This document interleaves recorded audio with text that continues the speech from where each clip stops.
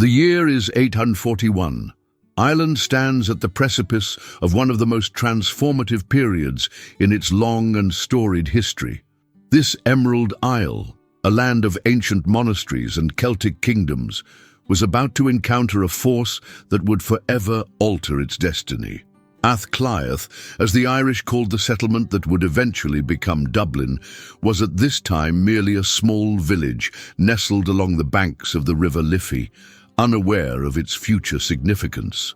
The early 9th century Irish landscape was dominated by a tapestry of petty kingdoms and monastic centres.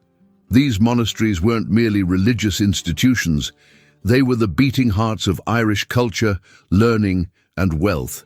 Places like Clonmacnoise, Glendalough and Armagh housed invaluable manuscripts, sacred relics and precious metals that would soon attract unwanted attention from across the sea. The political structure of Ireland in this period was complex and fragmented. The island was divided into approximately 150 small kingdoms, called tuatha, which were further grouped into the 5 major provinces: Ulster, Connacht, Munster, Leinster and Meath. Unlike continental Europe with its feudal system, Ireland maintained its ancient Brehon laws and clan-based society, which both helped and hindered its response to external threats. The air of coastal Ireland carried the briny smell of the sea, intermingled with the smoke from monastery hearths. The peaceful rhythm of monastic life, the chanting of prayers, the scratching of quills on vellum as monks copied sacred texts, the ringing of bells marking the canonical hours, was increasingly punctuated by fearful glances toward the horizon. The sound of waves crashing against the shores of the Irish Sea was frequently interrupted by the desperate cries of monks, "Protect us from the fury of the Northmen, O Lord." These prayers were not without cause. Since the infamous raid on Lindisfarne in 793, the Vikings had been making their presence felt throughout the British Isles. Initially, these were seasonal raids, quick strikes against wealthy but poorly defended targets, followed by a return to Scandinavia before winter. But by 841, Viking tactics were evolving. They began establishing winter bases, or long forts, from which they could launch year-round attacks. Áth Cliath would become one of the most significant of these bases. The Norse invaders came from a world starkly different from Ireland. Scandinavia's harsh climate, limited arable land, and increasing population pressures drove these skilled mariners to seek wealth and land abroad. Their longships, technological marvels of the age, allowed them unprecedented mobility, giving them the ability to navigate open seas and shallow rivers alike, striking with terrifying speed and retreating before organized resistance could be mounted. What made Áth Cliath particularly attractive to the Vikings was its strategic location. Situated at the mouth of the River Liffey, it provided easy access to the interior of Ireland via the river system, while also offering a protected harbour for their ships. The settlement's position on the eastern coast made it an ideal staging point for further raids, not just in Ireland, but also for excursions to Britain and beyond. The immediate landscape around Áth Cliath featured gentle hills, fertile plains, and the protective embrace of the Wicklow Mountains to the south. The area had been settled since prehistoric times, with evidence of human habitation dating back thousands of years. Celtic peoples had long recognized the value of this location, but it would be the Vikings who would transform it into a true urban center. If you've ever wondered how the Vikings forever changed Ireland's destiny, prepare yourself for a tale of ambition, warfare, and the birth of a new era. The clash that would unfold at Áth Cliath was more than just a battle. It was the beginning of a cultural transformation that would leave an indelible mark on Irish history, creating a hybrid Norse-Irish society whose influence persists to this day. The Viking legacy in Ireland would extend far beyond mere conquest, establishing trade networks that connected this once isolated island to the wider European and even Middle Eastern worlds. Welcome to Medieval Archives, where the past comes alive for those passionate about epic battles and pivotal moments that altered the course of history. This story of how a small village called Áth Cliath became the Viking stronghold of Dublin represents one of the most fascinating chapters in the medieval saga of Europe. The raiders who came in their dragon-proud ships would eventually become settlers, traders, and ultimately Irishmen themselves. Their blood would mix with that of the native Irish, creating a unique cultural fusion that would help shape the character of modern Ireland. The drama that unfolded at Áth Cliath was shaped by remarkable individuals whose ambitions, fears, and decisions would forever alter the course of Irish history. At the center of this momentous conflict stood two formidable leaders, each representing vastly different worlds, yet sharing an unwavering determination to secure their people's future. On one side stood Turgesius, a towering Norse chieftain whose flaming red beard and imposing stature matched his outsized ambitions. Born in the late 8th century, likely in Norway, Turgesius had risen to prominence through a combination of military prowess, political acumen, and sheer force of will. Unlike many Viking leaders who were content with raiding and plundering, Turgesius harbored a grander vision, the establishment of a permanent Norse kingdom on Irish soil. Turgesius was not merely a warrior, but a shrewd tactician who understood that lasting power required more than military might. Contemporary accounts describe him as a man of contradictions, ruthless in battle, yet capable of diplomacy when it served his purposes, a pagan who showed occasional respect for Christian institutions when politically expedient, a foreigner who sought not just to conquer Ireland, but to transform it. His understanding of Irish politics allowed him to exploit the fragmented nature of Irish kingship, playing rival clans against each other to strengthen his position. According to the Annals of Ulster and other Irish chronicles, Turgesius arrived in Ireland around 839 and quickly distinguished himself among the various Norse and Danish warbands operating in the region. By 841, he had established enough authority to coordinate the creation of the Long Fort at Áth Cliath, recognizing its strategic value as both a defensive position and a launchpad for further conquests.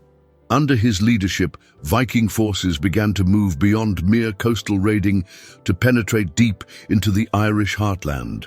But Turgesius's ultimate ambitions went beyond military conquest. Historical sources suggest he envisioned himself as the ruler of a new Norse Gaelic kingdom, one that would blend elements of both cultures under his authority. Some accounts even claim he sought to replace the Christian religion with Norse paganism, installing his wife Ota as a high priestess at Clonmacnoise, one of Ireland's most sacred Christian sites. Whether true or exaggerated by later Christian chroniclers, these stories reflect the existential threat he represented to traditional Irish society. Opposing this Norse juggernaut stood several Irish kings, chief among them Mael Secnail MacMaile Ruanaid, the ruler of the powerful kingdom of Meath and a man who would later rise to become High King of Ireland. Born into the Clan Cholmain dynasty, a branch of the southern Uí Néill that had dominated Central Ireland for generations, Mael Secnail inherited not just political power, but a tradition of leadership stretching back to the legendary Niall of the Nine Hostages. Mael Secnail was, in many ways, the perfect counterpoint to Turgesius. Where the Viking leader was an agent of change, Mael Secnail represented continuity and tradition. A devout Christian, he saw himself not just as a defender of territory, but as a protector of Irish culture, religion, and way of life. Yet he was no reactionary. Historical records reveal him as a pragmatic leader who recognized that survival required adaptation. Under his rule, Meath began developing more sophisticated defensive strategies against Viking incursions, including the construction of fortifications and the reformation of military tactics. What distinguished Mael Secnail from many of his fellow Irish kings was his ability to look beyond the parochial interests of his own kingdom. He understood that the Viking threat required a unified response, something that ran counter to centuries of interclan rivalry and competition. Through a combination of diplomacy, marriage alliances, and occasional force, he worked to build coalitions among the Irish kingdoms, particularly after witnessing the establishment of permanent Viking settlements like Áth Cliath. The confrontation between these two remarkable leaders was complicated by a supporting cast of significant figures. On the Viking side, leaders like Ivar and Olaf, who would later establish the powerful dynasty that ruled Dublin for generations, played crucial roles in consolidating Norse power. Among the Irish, regional kings like Cerbhal mac Dunlainge of Ossory and Lorcan MacCathael of Leinster alternately fought against and allied with various Viking factions, demonstrating the complex and shifting nature of Irish politics during this turbulent period. The clergy also played a vital role in this conflict. Irish abbots and bishops were not merely religious figures, but wielded considerable political influence. Men like Fethnia, abbot of Armagh, worked tirelessly to maintain Irish cultural identity in the face of Norse incursions, preserving manuscripts, relics and traditions, while also serving as diplomats and advisors to secular rulers. What makes the conflict at Áth Cliath so fascinating is that it was never simply a straightforward clash between invaders and defenders. Both Turgesius and Mael Secnail navigated complex political landscapes within their own constituencies. Turgesius had to maintain authority over disparate bands of Norse and Danish warriors with their own agendas, while Mael Secnail faced the perpetual challenge of holding together alliances among traditionally competitive Irish kingdoms. The fate of these two leaders would ultimately encapsulate the complex nature of Viking-Irish relations.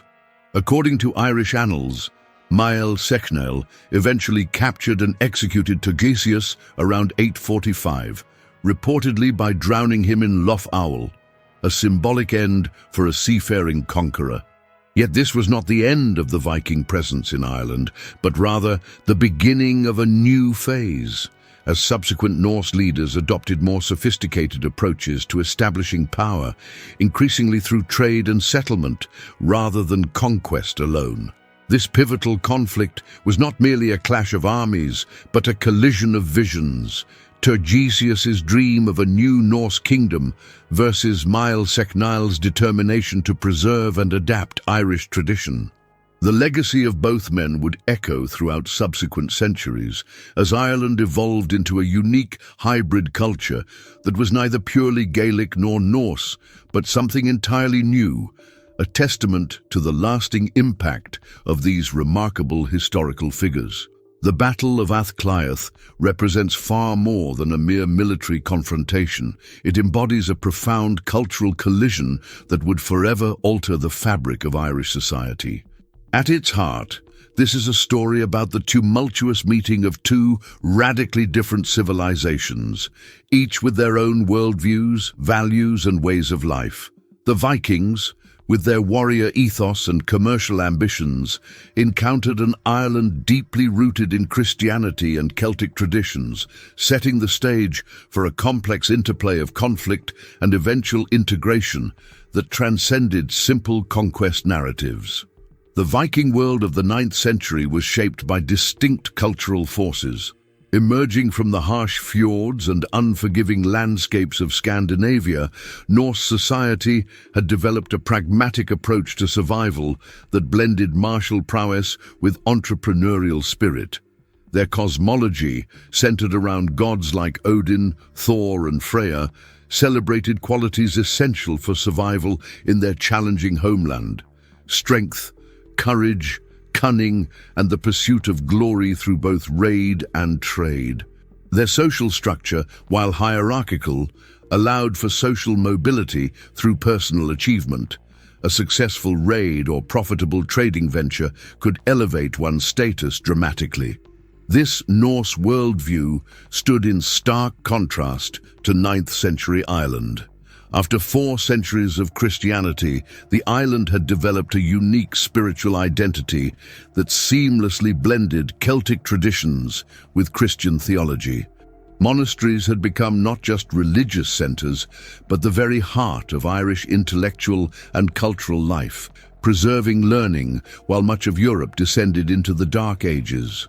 Irish society was organised around complex kinship systems and ancient Brehon laws that emphasised community cohesion, honour prices, and ritualised methods of conflict resolution.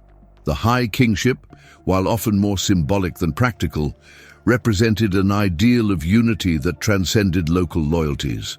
The initial contact between these civilizations was characterized by violent incomprehension. To the Irish, the Viking raids represented an existential threat, not just to life and property, but to their entire cultural identity. Contemporary Irish accounts describe the Norse invaders in apocalyptic terms as pagans and foreigners bringing divine punishment upon a sinful land. The attacks on monasteries in particular struck at the heart of Irish identity, destroying irreplaceable manuscripts and religious artifacts that embodied centuries of cultural development. For the Vikings, Ireland initially represented simply another source of wealth, its monasteries undefended treasuries ripe for plundering. Yet as they established more permanent settlements like Áth Cliath, their perspective necessarily evolved. The Norse began to recognize Ireland not just as a target for raids, but as a potential homeland and trading hub that could connect them to broader commercial networks stretching to continental Europe, the Mediterranean, and even the Middle East. What makes the conflict at Áth Cliath so fascinating is how it transcends simple binary oppositions. This wasn't merely Christians versus pagans or natives versus invaders. It was a multifaceted cultural encounter that revealed both stark differences and surprising commonalities. Both Irish and Norse societies, for instance, placed tremendous value on poetry and storytelling, honoured warrior codes of conduct, and maintained complex systems of patronage and gift-giving to cement social bonds. The confrontation forced both sides to adapt and evolve. Irish kings began adopting Norse military techniques and organizational structures, while Viking leaders increasingly recognized the need for diplomatic engagement with local power structures rather than relying solely on force. This mutual adaptation became particularly evident in the decades following the establishment of the Long Fort at Áth Cliath, as raiding gradually gave way to trading and conflict slowly evolved toward coexistence. The religious dimension of this clash cannot be overstated. For the Christian Irish, the arrival of pagan Norse represented not just a physical threat, but a spiritual crisis. Monks desperately copied manuscripts and transported relics to safer locations, working to preserve a religious heritage they feared might be eradicated. Yet interestingly, this period of crisis ultimately strengthened and refined Irish Christianity, as communities rallied around their faith as a source of identity and resistance. For the Vikings, extended contact with Christian Ireland presented both challenges and opportunities. While some Norse leaders, like Tegysius, may have attempted to impose pagan practices, others recognized the political advantages of accommodation with the dominant religion. The process of conversion was gradual and pragmatic, beginning with prime signing, a preliminary blessing that allowed pagans to trade with Christians, and culminating in full conversion by the 11th century. The economic dimensions of this clash were equally significant. The Viking incursion introduced Ireland to broader trading networks and accelerated its transition toward a more urban, commerce-oriented society. Prior to Viking arrival, Ireland had few true urban centres. The establishment of coastal settlements like Áth Cliath, Dublin, Vedrafjorda, Waterford, and Limerick, Limerick, created new economic opportunities that transformed Irish society.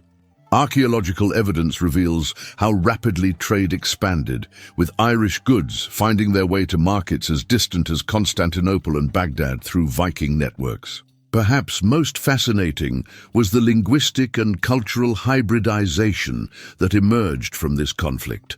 The Old Norse language left an indelible mark on Irish, particularly in terms related to commerce and seafaring. Place names throughout Eastern Ireland, most notably Dublin itself, from Dublin, Blackpool, bear witness to this linguistic integration. Cultural practices, from shipbuilding techniques to artistic motifs, began to blend Norse and Celtic elements, creating distinctive hybrid forms that were neither purely Irish nor Viking.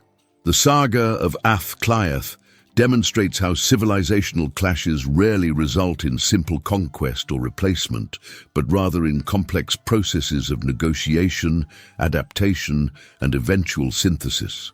What began as violent confrontation between Norse raiders and Irish defenders gradually transformed into something more nuanced, the painful but productive birth of a new Norse Gaelic culture that would shape Ireland's development for centuries to come.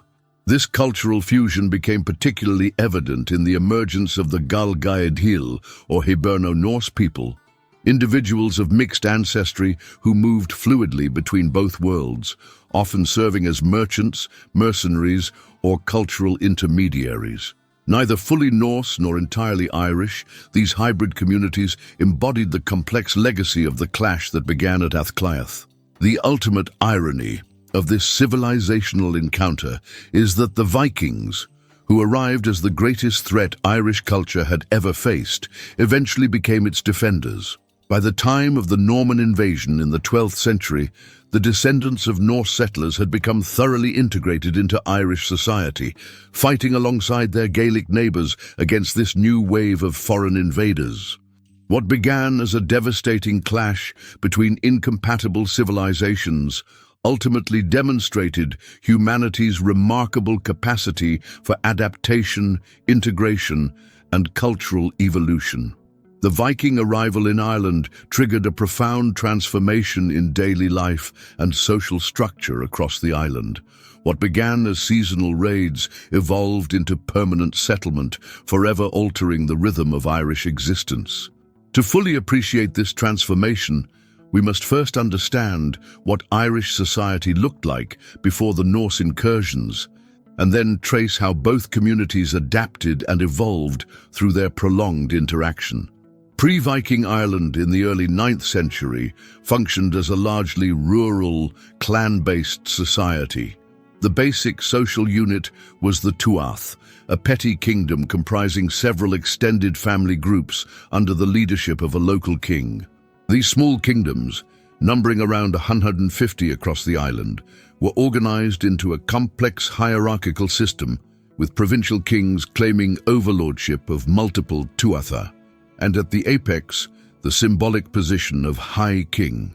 Daily life for the majority of the population revolved around agriculture and animal husbandry. The typical Irish homestead consisted of a circular dwelling, often called a ring fort or rath, surrounded by earthen banks for protection, with nearby fields for crops and pasture for cattle. Cattle were particularly significant, serving not just as food sources, but as measures of wealth and status. Irish social hierarchy was quite rigid, with clear distinctions between nobility, freemen, and various grades of unfree persons, including indentured servants and slaves. Monasteries played a crucial role in pre-Viking Irish society, functioning as centers of learning, artistic production, and religious devotion. Major establishments like Clonmacnoise, Armagh, and Glendalough were essentially small cities, housing not just monks but also metalworkers, scribes, farmers, and other skilled craftspeople. These monastic settlements maintained extensive libraries, produced intricately decorated manuscripts like the Book of Kells, and served as neutral gathering places for political assemblies. The initial Viking raids in the late 8th and early 9th centuries sent shockwaves through this established order.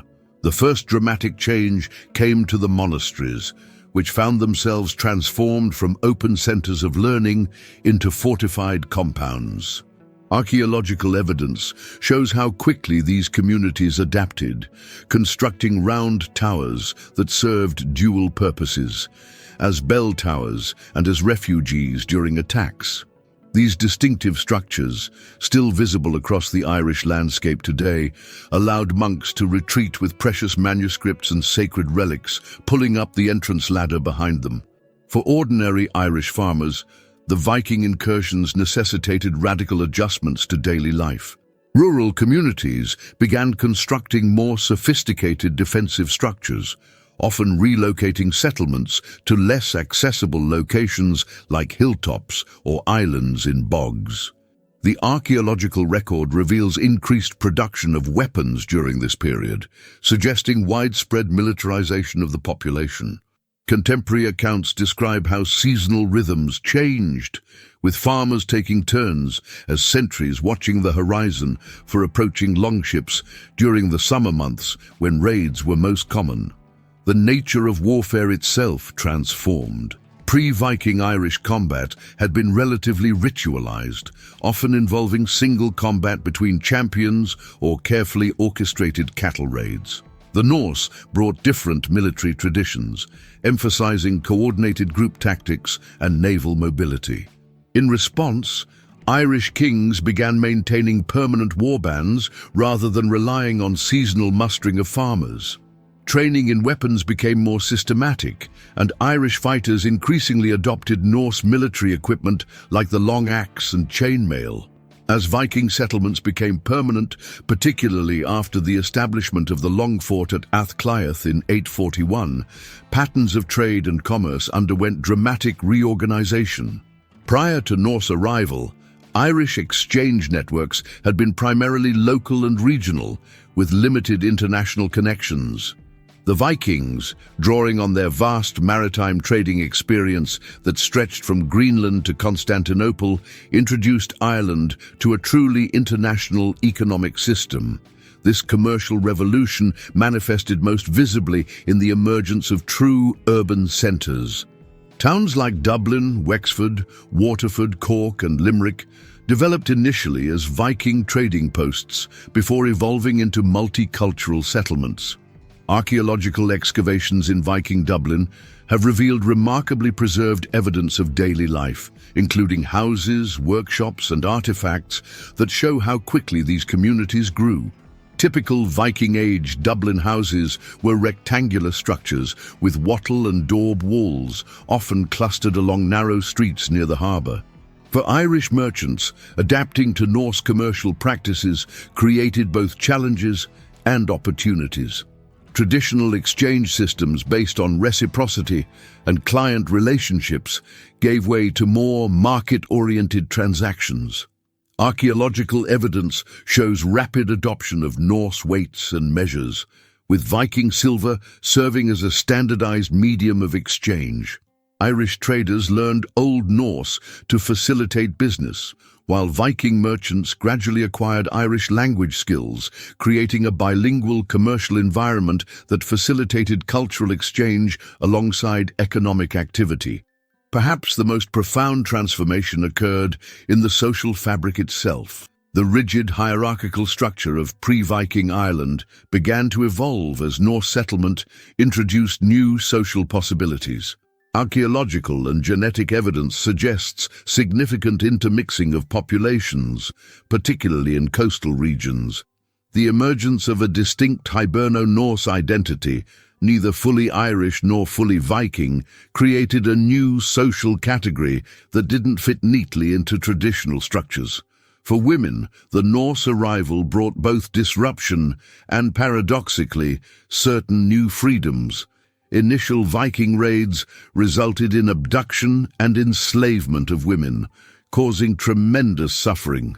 However, as settlement proceeded, Norse women who immigrated to Ireland brought with them Scandinavian traditions that granted women greater property rights and social autonomy than traditional Irish law. Archaeological evidence from Viking burials in Dublin shows women buried with keys symbolizing their authority over household management.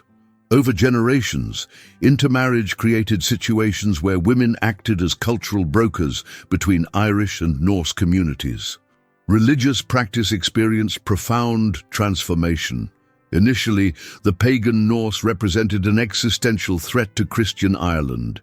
Yet over time, a complex process of conversion and syncretism unfolded.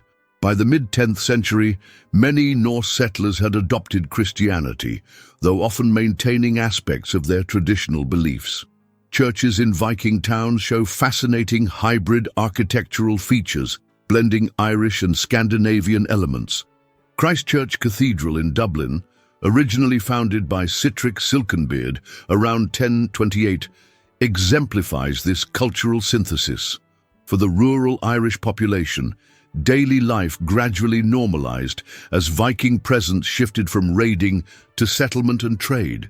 Farmers developed new commercial opportunities, producing surplus goods for urban markets. Archaeological evidence shows increased specialization in craft production during this period, with rural communities supplying raw materials to urban workshops. Significant changes in agricultural practices emerged, including new crop varieties and farming tools introduced through Norse connections.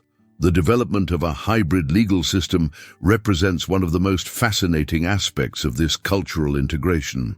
Traditional Irish Brehon law operated alongside Norse legal traditions in coastal settlements, eventually producing syntheses that borrowed from both traditions. Court proceedings in Dublin by the 11th century show remarkable legal pluralism, with witnesses sometimes swearing oaths on both the Christian Bible and Thor's hammer, depending on their cultural background. By the time of the Battle of Clontarf in 1014, often mistakenly simplified as Irish versus Vikings, the reality was far more complex. Both armies included Norse and Irish fighters on each side, demonstrating how thoroughly intertwined these communities had become after nearly 2 centuries of interaction. What had begun as a devastating clash between incompatible civilizations had evolved into a complex multicultural society that would continue developing its unique character throughout the medieval period. The legacy of this transformation extends into modern Ireland. From linguistic influences evident in Irish place names to genetic markers that reveal mixed ancestry in contemporary populations, from architectural traditions to folkloric elements, the Viking impact on daily life and social structure left an indelible mark that continues to shape Irish identity to this day. Can you imagine what it would have been like to witness this epic conflict and transformation firsthand? To see monasteries evolve from open centers of learning into fortified strongholds? To experience the cultural exchange in the bustling streets of early Dublin, where Irish merchants and Norse traders developed new ways of doing business together? To observe how both cultures adapted, borrowing elements from each other while maintaining their distinct identities? Comment below which side you think had the strongest strategy. Don't forget to leave your like and subscribe to the Medieval Archives. The establishment of Viking power in Ireland was not accomplished through a single decisive battle, but rather through a series of crucial engagements and strategic maneuvers that unfolded over decades. The events that transpired at Áth Cliath in 841 represent a watershed moment in this process, a complex military and political turning point that would fundamentally reshape the relationship between Norse incomers and the native Irish population. The initial Viking approach to Áth Cliath exemplified their tactical brilliance and maritime supremacy.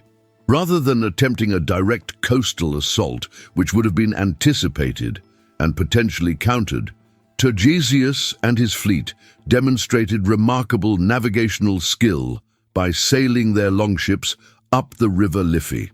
Contemporary accounts describe the awe and terror inspired by this flotilla.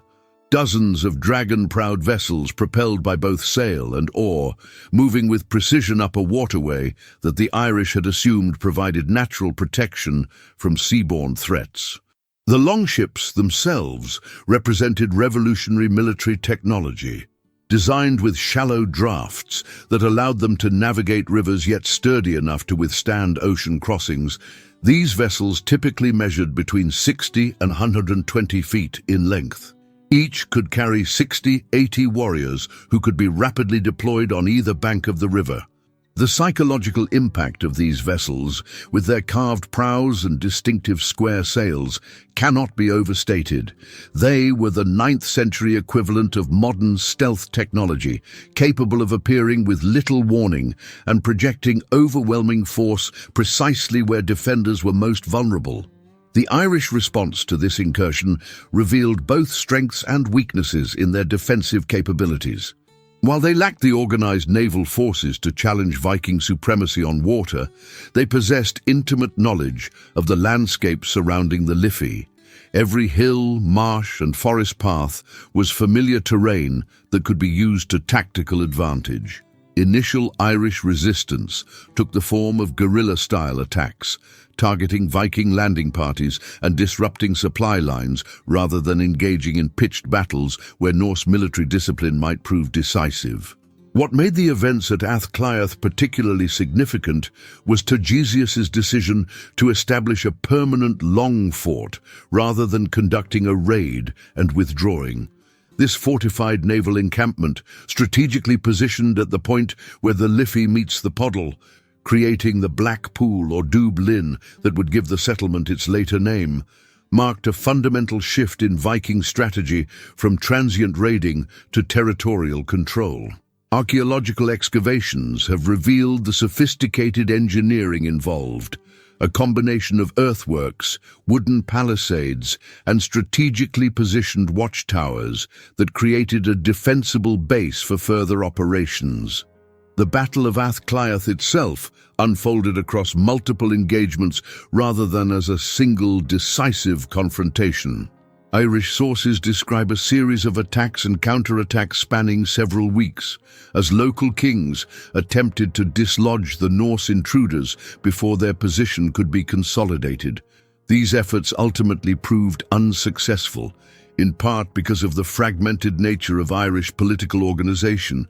While individual kingdoms mounted determined resistance, the lack of coordinated strategy allowed the Vikings to defeat their opponents piecemeal. A crucial turning point came when Turgesius demonstrated his political acumen by exploiting existing tensions between rival Irish kingdoms. Historical records suggest he formed tactical alliances with certain Irish rulers, particularly those who saw potential advantage in aligning with Norse power against traditional enemies.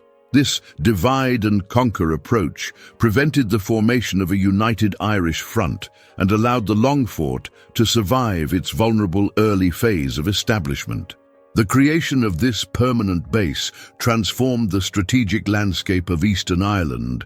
From Áth Cliath, Viking forces could project power inland along river systems, conduct intelligence gathering about potential targets, and most importantly, remain in place through winter, ending the previous pattern where Irish communities could expect relief during the stormy season when raiders typically returned to Scandinavia. This year-round presence allowed for more systematic exploitation of resources and the gradual extension of Norse control beyond the immediate vicinity of the settlement. What began as military occupation gradually evolved into something more complex. Within a decade of its establishment, Áth Cliath had begun transitioning from purely a military installation to a settlement with significant economic functions. Archaeological evidence reveals the rapid development of craft workshops, trading facilities, and housing beyond the original fortified enclosure. Excavations have uncovered evidence of metalworking, woodworking, leatherworking, and amber processing, industries that produced goods for both local use and export through Viking trading networks. This economic transformation represents perhaps the most significant reversal in the Áth Cliath story. What the Irish initially perceived as merely destructive invasion evolved into a process of urbanization that would ultimately benefit both communities. The Vikings, drawing on their extensive experience establishing trading settlements from Russia to Greenland, recognized the potential of Áth Cliath as a commercial hub. The settlement's position at the mouth of the Liffey provided ideal conditions for what economists today would call a transshipment point, a location where goods could be transferred between maritime and riverine transport systems. By approximately 850–860, historical and archaeological evidence indicates that significant numbers of Norse women and children had arrived at Áth Cliath, marking another crucial turning point: the transition from military occupation to family settlement. This demographic shift fundamentally altered the character of Norse-Irish interactions. Graves excavated from this period show evidence of mixed material culture, suggesting intermarriage and cultural exchange were already occurring within a generation of initial settlement. The next major turning point came around 853, when the settlement experienced significant political reorganization with the arrival of Amlaib Konung, who established more centralized authority over the Norse presence in Ireland. Under his leadership, Áth Cliath evolved from a long fort to a true kingdom with defined territories and tributary relationships with neighboring Irish powers. This political evolution reflected a broader pattern across Viking settlements in Ireland, as military leaders transformed themselves into territorial rulers operating within the complex web of Irish political relationships. The Battle of Áth Cliath thus represents not just a military engagement, but the beginning of a centuries-long process of cultural integration. What started as violent conquest evolved through stages, from raiding to settlement, from settlement to urbanization, from urbanization to the creation of a distinct Hiberno-Norse culture that was neither purely Scandinavian nor purely Irish. This transformation is particularly evident in religious practices. By the late 10th century, many Norse settlers had converted to Christianity, though often maintaining distinctive cultural practices within their faith expression. The final transformation of Áth Cliath came with its emergence as a truly international trading center. By the mid-10th century, archaeological evidence shows connections not just with Scandinavia and Britain, but with commercial networks stretching to the Islamic world. Coins from Baghdad and Samarkand have been excavated in Dublin, along with luxury goods from Byzantium and North Africa. This commercial success attracted Irish merchants and craftspeople to the settlement, further accelerating cultural integration.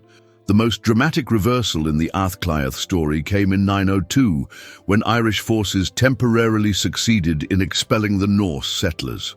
However, this victory proved short-lived.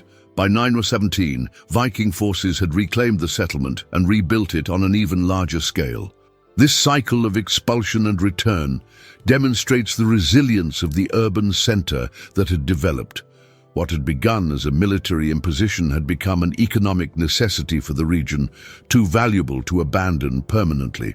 By the time of the Battle of Clontarf in 1014, often misleadingly characterized as an Irish victory over Vikings, the reality had become far more nuanced. This confrontation pitted the forces of Brian Boru, High King of Ireland, against an alliance that included both Norse settlers from Dublin and Irish kingdoms opposed to Brian's growing power. The complexity of these alliances demonstrates how thoroughly integrated Norse settlers had become in Irish political life, no longer simply foreign invaders, but established participants in the island's power dynamics. The most profound legacy of the events at Áth Cliath was not military, but cultural and economic. The introduction of urban life to an island that had previously lacked true cities. The settlement patterns, commercial practices, and political structures developed there would provide a template for other Irish urban centres, fundamentally altering the island's development trajectory. What began as invasion ended as integration, producing a hybrid society whose influence continues to shape Irish identity to this day. The archaeological record vividly illustrates this transformation. The earliest layers of Viking Dublin show evidence of violent confrontation, burned structures, weapons, and defensive works. Later, strata revealed domestic buildings, craft workshops, churches, and other infrastructure associated with peaceful urban development. The material culture changes from purely Scandinavian to an increasingly hybrid character, with distinctive Hiberno-Norse art styles emerging that combine elements from both traditions. This evolution from battle site to thriving multicultural city represents one of history's most remarkable examples of how conflict can ultimately lead to cultural synthesis. Through waves of violence, negotiation, adaptation, and integration, Áth Cliath transformed from a Viking military outpost to Dublin, a distinctive Irish city that nevertheless bears the indelible imprint of its Norse founders. The Viking arrival in Ireland catalyzed one of the most fascinating cultural exchanges in medieval European history. Far from being a simple story of conquest and assimilation, the interaction between Norse and Irish civilizations produced a rich intellectual and artistic synthesis documented in contemporary sources and visible in the archaeological record. The manuscripts, artwork, architecture, literary traditions, and material culture that emerged from this period reveal a complex process of mutual influence that transcended the initial violence of invasion. Irish monastic manuscripts provide our most detailed written record of the Viking Age in Ireland. Works like the Annals of Ulster, the Chronicon Scotorum, and the Annals of Innisfallen meticulously documented Viking activities year by year. Initially, these chronicles portrayed the Norse in apocalyptic terms as Gentiles and foreigners, bringing divine punishment upon a sinful land. A famous entry from 820 in the Annals of Ulster laments, "The sea spewed forth floods of foreigners over Erin, so that no haven, no landing place, no stronghold, no fort, no castle might be found, but it was submerged by waves of Vikings and pirates." Yet, as time progressed, a remarkable shift occurred in how these monastic chroniclers depicted their Norse neighbors. By the late 9th and early 10th centuries, Viking leaders appear in the annals as participants in Irish politics rather than external threats, forming alliances, engaging in succession disputes, and eventually converting to Christianity. The War of the Irish with the foreigners, while propagandistic in portraying Brian Boru's triumph, nevertheless reveals the extent to which Vikings had become integrated into Irish society by the early 11th century. Perhaps the most remarkable aspect of Irish manuscript production during this tumultuous period was its continuity and resilience. Despite the destruction of many monastic centers, Irish scribes maintained their distinctive traditions of illumination and calligraphy. The Book of Kells, created around 800 just as Viking raids were intensifying, represents the pinnacle of this tradition. Archaeological evidence suggests that scribes adapted to the new reality by creating more mobile scriptoria and developing methods to quickly evacuate precious manuscripts during raids. The interaction between Norse and Irish artistic traditions produced some of the most innovative and distinctive artwork of the medieval period. Prior to Viking arrival, Irish art had developed highly sophisticated abstract styles, particularly in metalwork and manuscript illumination, characterized by intricate interlace patterns, spirals, and zoomorphic designs. Norse artistic traditions shared some similarities, particularly in the use of animal motifs and interlace, but employed different compositional principles and technical approaches. The fusion of these traditions became particularly evident in metalwork. Archaeological excavations in Dublin have uncovered workshops producing objects that combine distinctly Irish forms with Norse decorative elements. The ringariki style that emerged in the late 10th century exemplifies this synthesis, blending traditional Norse animal motifs with Irish compositional principles. Examples include the weather vane from Hagan Church, now in Oslo, which shows clear Irish influence in its treatment of animal forms while maintaining Norse structural elements. Particularly fascinating is the development of distinct Hiberno-Norse artistic conventions in stone sculpture. The cross slabs found throughout Eastern Ireland reveal a gradual integration of Norse elements, particularly in the portrayal of certain mythological scenes. The Kilkieran High Cross in County Kilkenny, for instance, incorporates what appear to be references to Norse mythology within an otherwise Christian iconographic program. This visual dialogue between traditions suggests a population comfortable navigating multiple cultural references simultaneously. The Vikings introduced Ireland to true urban planning, a revolutionary concept on an island that had previously lacked cities in the conventional sense.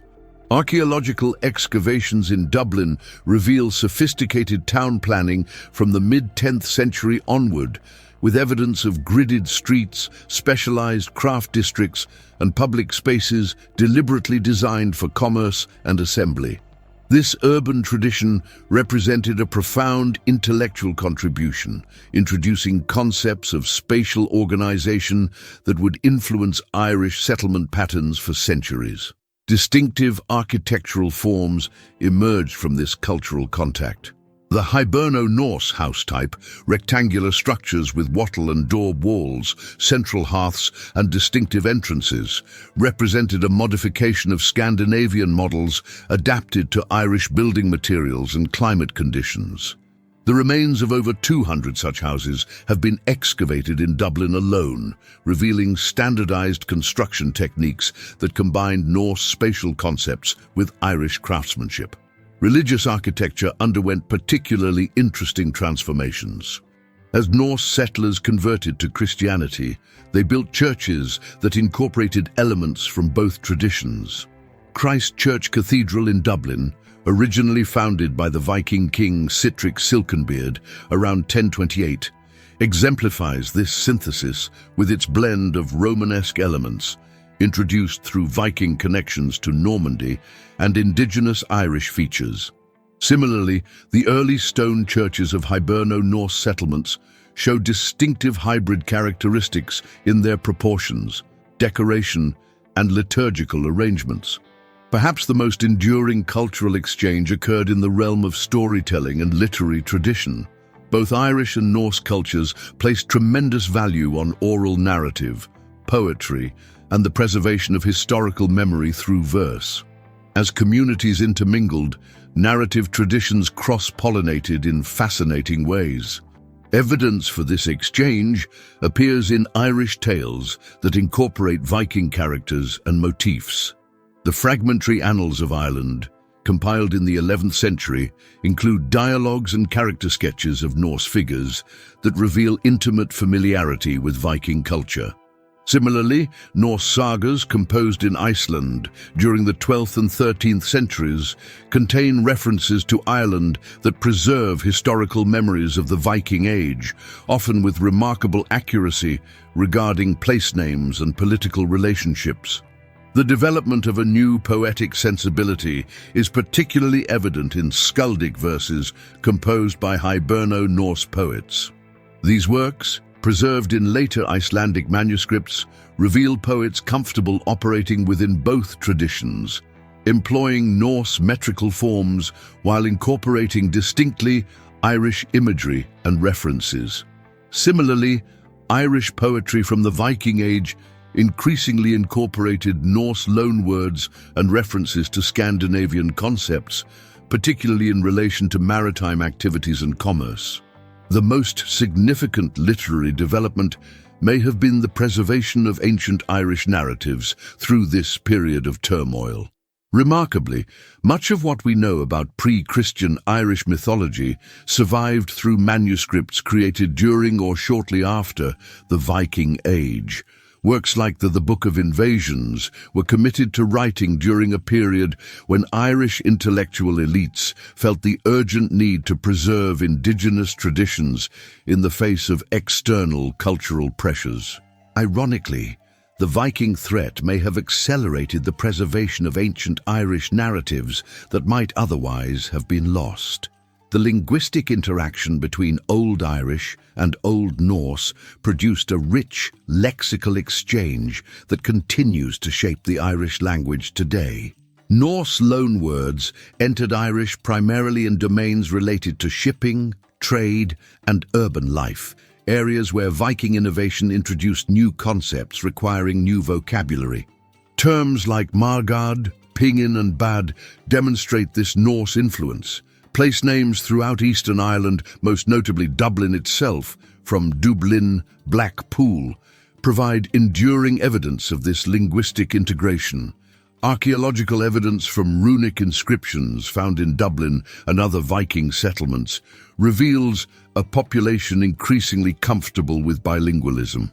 Runes scratched on everyday objects sometimes include Irish words or personal names, suggesting fluid movement between linguistic traditions in daily life. By the 11th century, historical sources indicate that many inhabitants of Hiberno-Norse settlements regularly operated in both linguistic worlds, switching between languages depending on context. The Viking-Irish interaction facilitated substantial technological transfer in both directions. Norse shipbuilding technology, superior to anything previously known in Ireland, revolutionized maritime activity around the island. Evidence from shipwrecks and depictions in manuscript illuminations shows gradual Irish adoption of Norse naval architecture, particularly the characteristic clinker-built construction and advanced rigging systems that made Viking vessels so successful. In the opposite direction, Irish metallurgical techniques, particularly in bronze working and precious metal processing, influenced Norse craftspeople. Archaeological evidence from Dublin workshops reveals the adoption of distinctly Irish methods for creating certain types of jewelry and decorative objects. This technological exchange accelerated innovation on both sides, producing new techniques that were neither purely Irish nor purely Norse. Perhaps the most significant technological contribution came through the introduction of specialized urban crafts previously unknown in Ireland. Archaeological excavations in Dublin have uncovered evidence of specialized workshops for amber working, glass bead production, specialized leatherworking, and advanced textile production using techniques and tools brought from Scandinavia. These craft traditions established technical knowledge that would persist in Irish urban centers for centuries. The religious interaction between pagan Norse and Christian Irish produced one of the most fascinating aspects of cultural synthesis during this period. The process of Viking conversion to Christianity was gradual and complex, involving significant adaptation on both sides. Early evidence of religious interaction appears in burial practices. Excavated graves from 10th century Dublin show hybrid ritual elements, with bodies sometimes buried with both Christian symbols and traditional Norse grave goods. Ecclesiastical architecture and organization underwent significant transformations.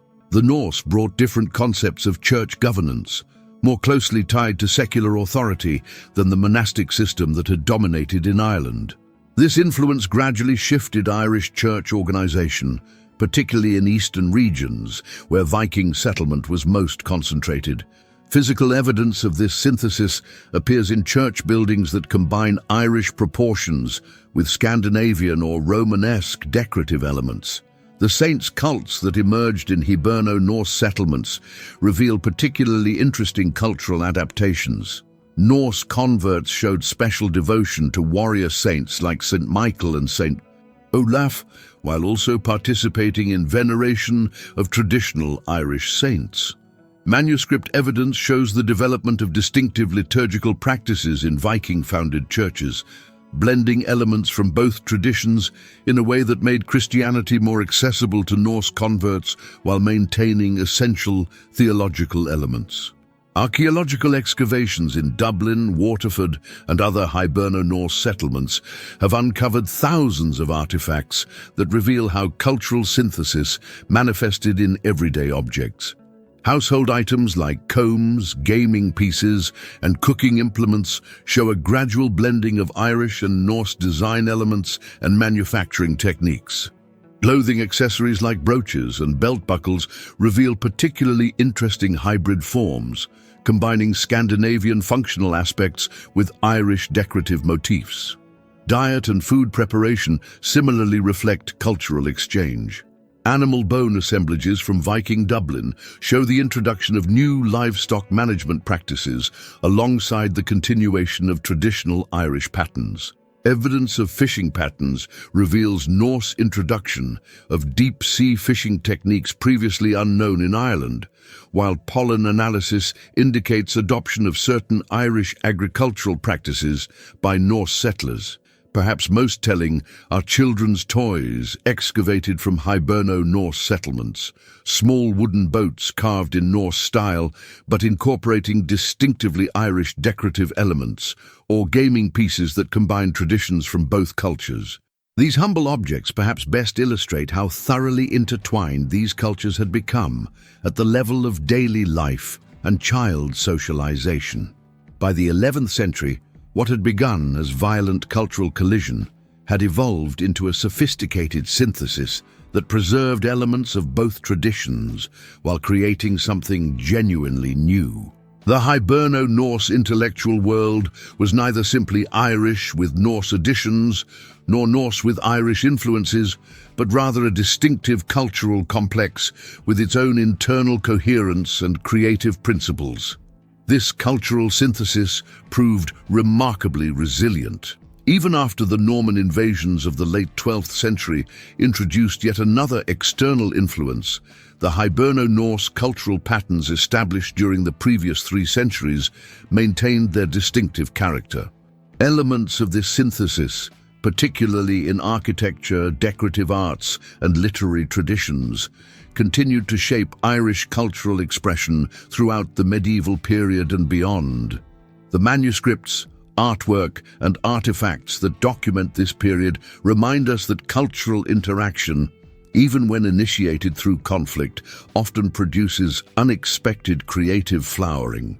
What emerges from the historical and archaeological record is not a story of simple conquest or assimilation, but rather a complex process of mutual influence and adaptation that enriched both traditions while creating something uniquely valuable in its own right. The Hiberno-Norse cultural synthesis represents one of medieval Europe's most remarkable examples of how diversity and cultural exchange can produce extraordinary intellectual and artistic innovation. The Battle of Áth Cliath and subsequent Viking settlement in Ireland had repercussions that extended far beyond the island's shores. What began as a localized military engagement ultimately reshaped commercial, political, and cultural networks across medieval Europe and beyond.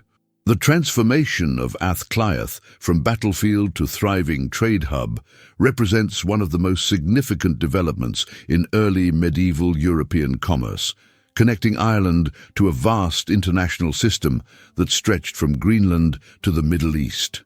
Perhaps the most immediate external impact of Viking settlement in Ireland was the establishment of a powerful commercial and political axis between Dublin and York.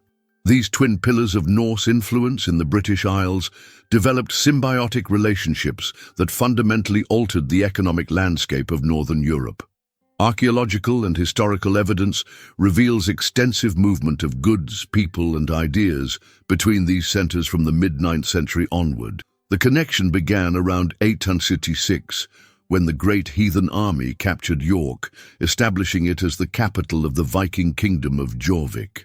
Many of the same Norse leaders who had been active in Ireland participated in this conquest, creating personal and familial links between the settlements.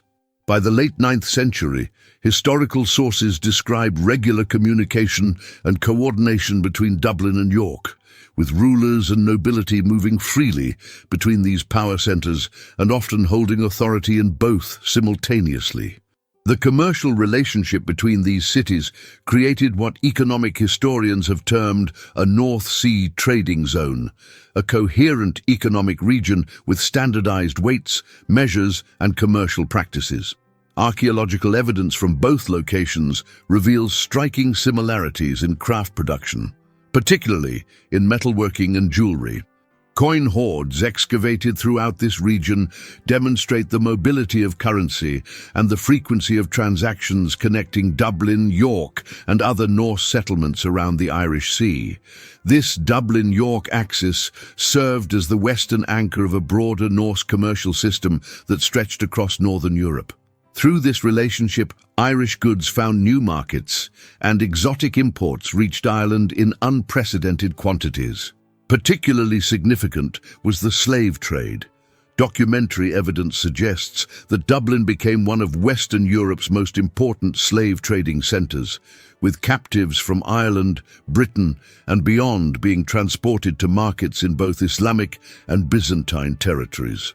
Archaeological discoveries have revolutionized our understanding of Dublin's commercial reach during the Viking Age. Excavations in the Woodquay and Fishamble Street areas have unearthed artifacts from astonishingly distant locations. Byzantine coins, Egyptian glassware, Persian ceramics, and North African ivory, demonstrating that Dublin had become integrated into truly global trade networks by the 10th century. The mechanism for this long-distance commerce was the remarkable Viking trading system that connected northern Europe to the Byzantine Empire and Islamic world through Russian river routes. Norse merchants from Dublin travelled to trading centres like Hedeby in modern Denmark, where they connected with merchants traversing the Baltic and Russian river systems to reach Constantinople, modern Istanbul, and Baghdad. This eastern route allowed Dublin to participate in the most sophisticated commercial networks of the medieval world. Documentary evidence supplements the archaeological record. The Book of Gifts and Rarities, an 11th century Arabic text, mentions Frankish, a term often applied to all Western Europeans, merchants bringing goods from the furthest west to Baghdad, almost certainly a reference to this Viking trading system that included Dublin. Similarly, Byzantine records mention Scandinavian merchants bringing goods from distant western islands, likely including products from Ireland.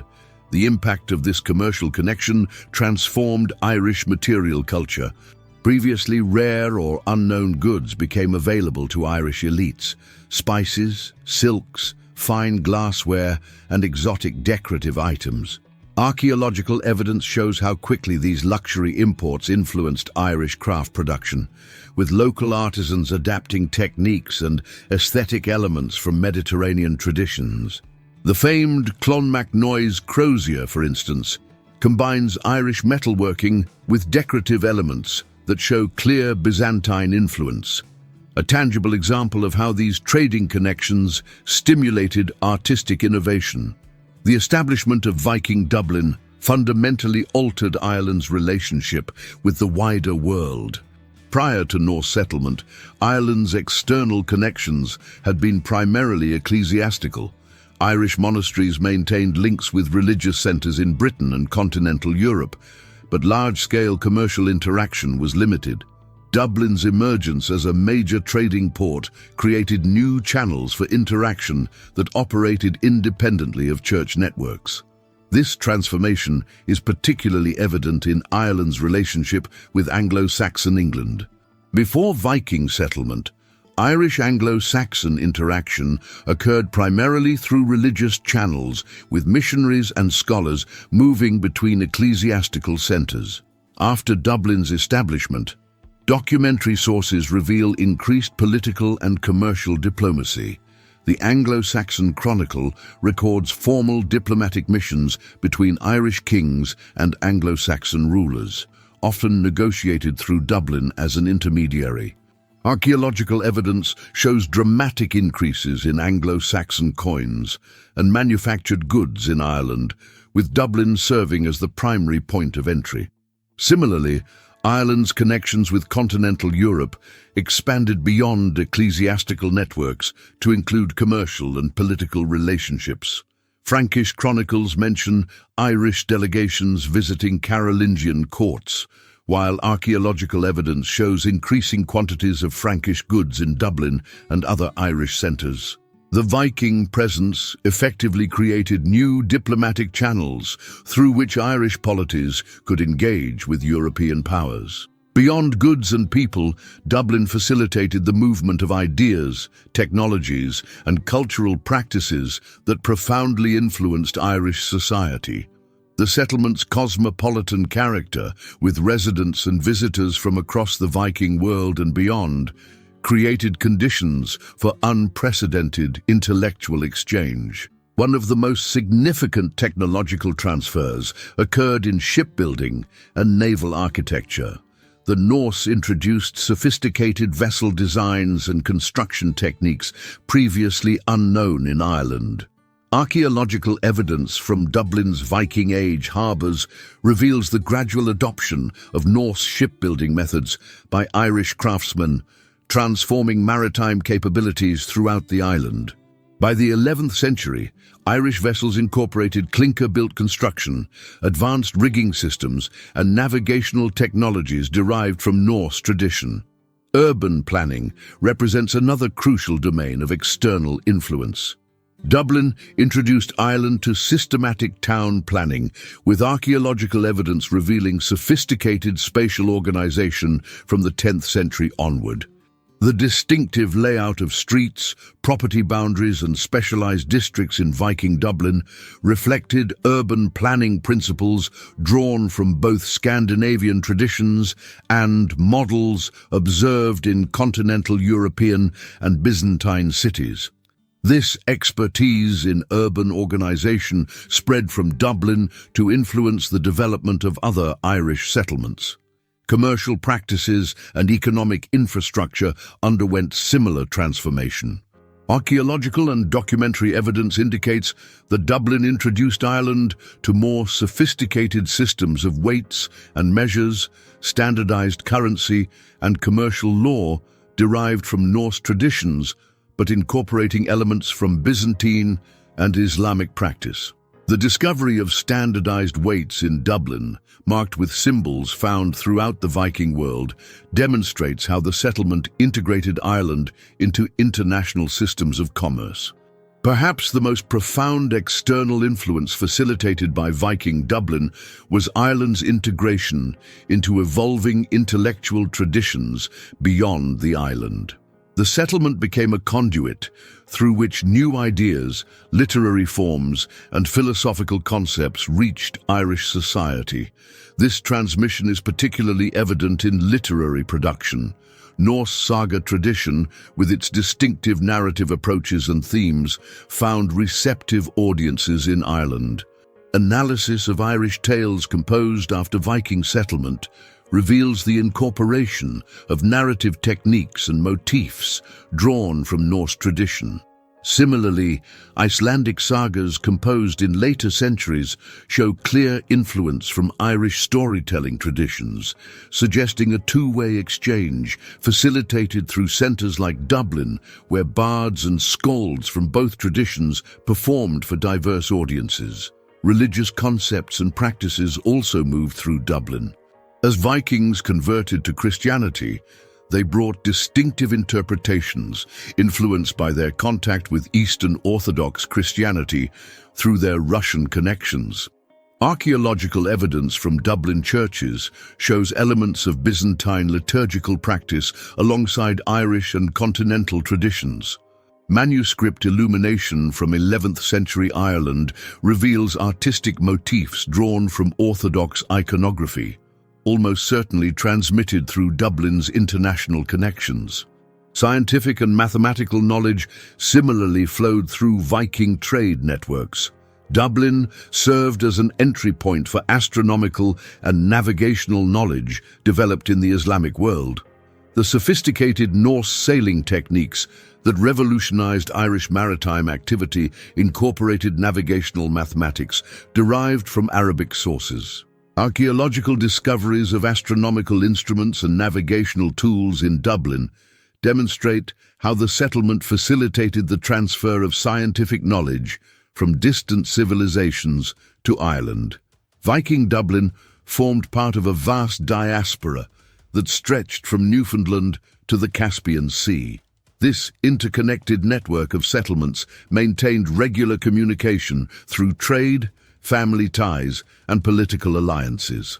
Dublin's position within this system placed Ireland in a truly global context for the first time in its history. This connection is dramatically illustrated by archaeological discoveries that demonstrate the mobility of individuals within this network. Excavations in Dublin have uncovered personal items originating from Viking settlements across this vast range.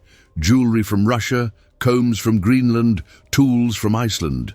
Similar discoveries of Irish items at Viking sites throughout this network reveal that movement was bidirectional, with Irish individuals and products traveling extensively through Viking commercial systems. The political implications of this connectivity were profound.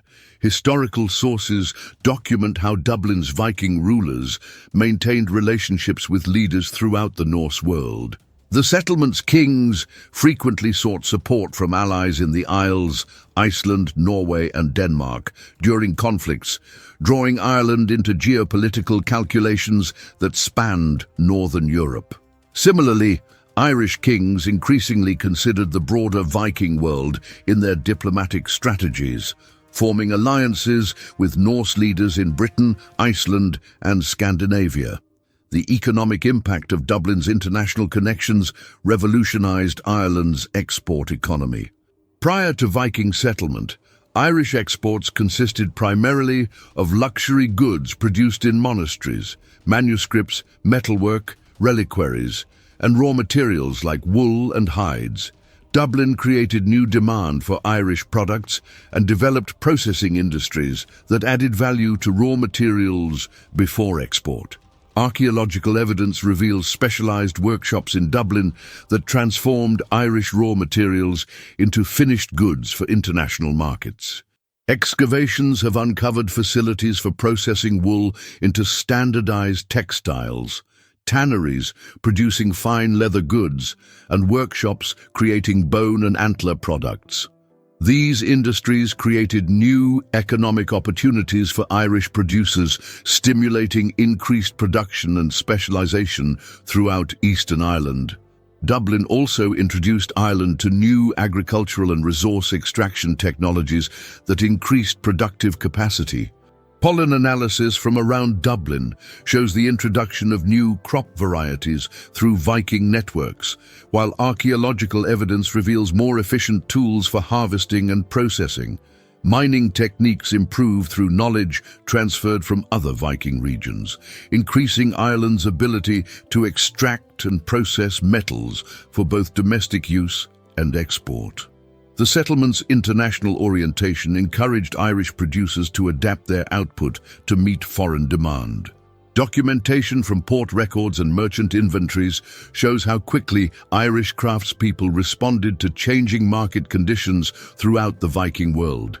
This export-oriented approach created unprecedented wealth in regions connected to Dublin's commercial networks, fundamentally altering Ireland's economic relationship with the outside world. Dublin's emergence as an international centre transformed how Ireland was perceived by the wider world. Prior to Viking settlement, Ireland's reputation abroad had been shaped primarily by its religious and scholarly contributions, with continental sources praising Irish monasteries and missionaries. After Dublin's rise, foreign sources increasingly mention Ireland in commercial and political contexts. This shifting perception is evident in how Ireland appears in Arabic geographical works from the 10th to 12th centuries. Earlier texts had mentioned Ireland only vaguely as a distant island of Christian monks, but later works contain detailed information about its commercial products, political organization, and cultural characteristics. Information almost certainly obtained through Viking trading networks connecting to the Islamic world. Similarly, Byzantine sources begin mentioning Ireland with greater frequency and accuracy after Viking settlement established connections between Dublin and Constantinople.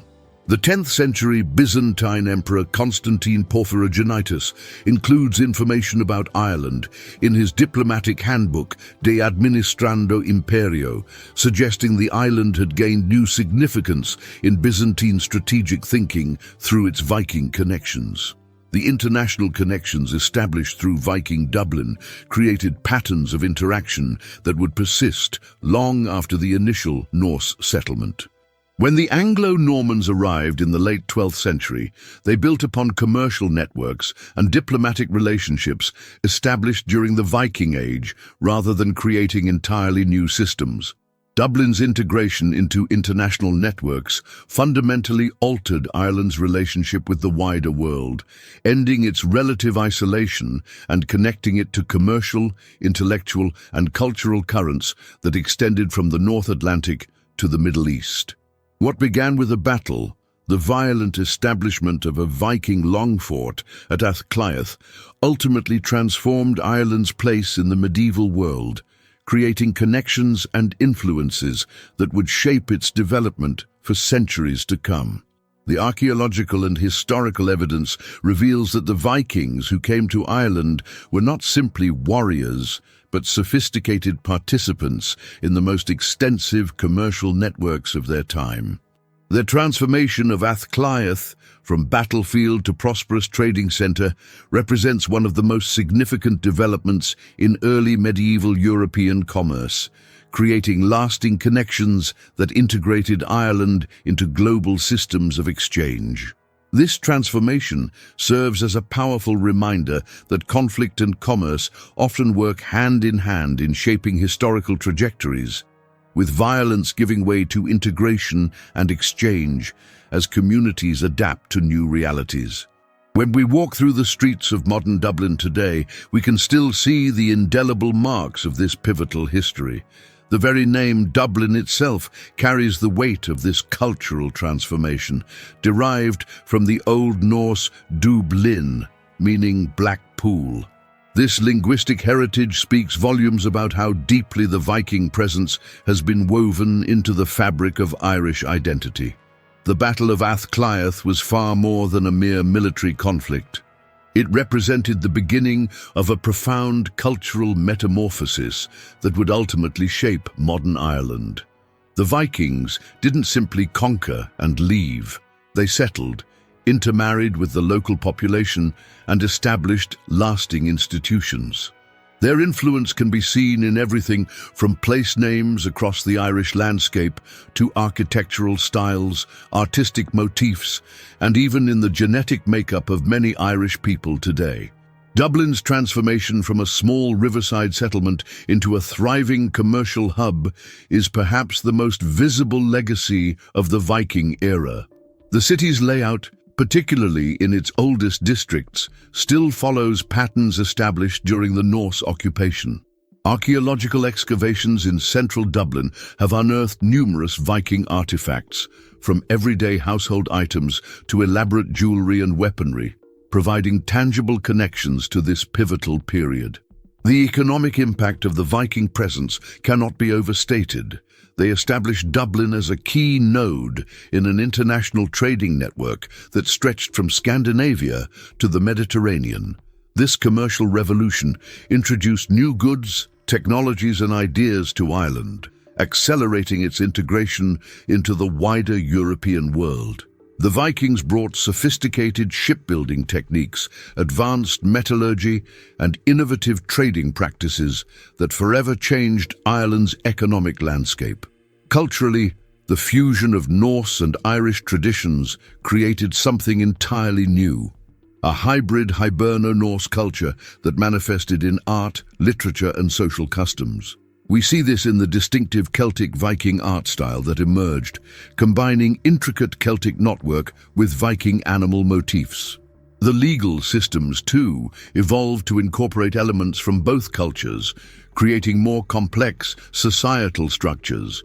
Perhaps most significantly, the Viking settlements in Ireland, particularly Dublin, became centers of cultural exchange where ideas, religions, and technologies flowed freely between previously isolated peoples. Christianity and Norse mythology existed side by side, eventually leading to a unique religious landscape. The Vikings' eventual conversion to Christianity further facilitated their integration into Irish society, though elements of their pagan worldview continued to influence local beliefs and practices. The legacy of these interactions extended far beyond Ireland's shores. Dublin became a launching point for further Viking explorations and settlements, linking Ireland more closely with Iceland, Britain, and continental Europe. This expanded horizon broadened Ireland's influence and connected it to global historical developments that would shape the medieval world. From a modern perspective, this history of invasion, conflict, and ultimate integration offers valuable lessons about cultural resilience and adaptation. The Irish didn't simply surrender their identity to the Viking newcomers, nor did they remain forever hostile. Instead, both cultures evolved, compromised, and created something new together, a pattern that has repeated countless times throughout human history. Today, Dubliners and tourists alike can visit the Viking exhibits at the National Museum of Ireland, explore reconstructed longships, or walk the streets where Norse traders once haggled over goods from distant lands. Annual Viking festivals celebrate this heritage, keeping alive the memory of this formative period. As we reflect on the Battle of Áth Cliath and its aftermath, we're reminded that history isn't simply a series of conflicts, but a complex tapestry of human interactions, cultural exchanges, and gradual transformations. The Vikings didn't just conquer Dublin, they helped create it, contributing to the vibrant, multicultural city we know today. Their legacy lives on in the very stones of the city, in the DNA of its people, and in the enduring spirit of resilience and adaptation that characterizes Irish culture. And so we come to the end of this incredible journey through Viking history in Ireland. If you liked it, don't forget to like, share with friends, and subscribe to the Medieval Archives channel.